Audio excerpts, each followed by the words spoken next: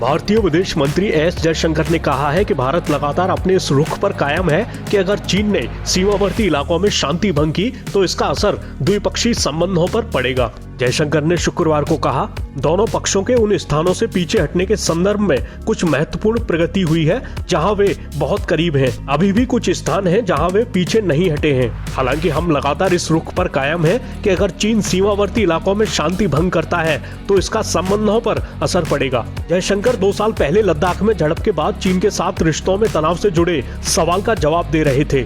जयशंकर ने कहा, मैंने 2020 और 2021 में कहा है और 2022 में भी कह रहा हूं कि हमारे संबंध सामान्य नहीं है।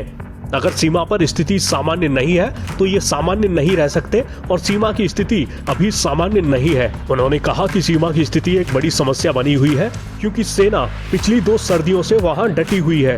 जयशंकर ने शुक्रवार को ये भी कहा कि जब चीन जैसी क्षेत्रीय शक्ति महाशक्ति बनने की ओर बढ़ रही हो तो भारत को इससे होने वाले अस्थिरतापूर्ण बदलावों के लिए तैयार रहना होगा।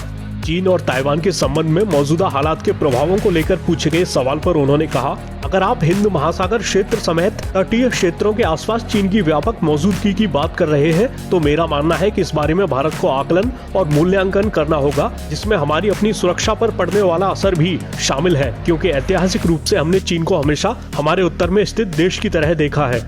इस स्थिति पर हम नजर रखे रहते हैं। उन्होंने कहा, जब कोई शक्ति क्षेत्रीय ताकत से महाशक्ति बनने की ओर बढ़ रही हो तो बहुत अस्थिरतापूर्ण बदलाव होते हैं और इन बदलावों के लिए हमारे देश को तैयार रहना होगा।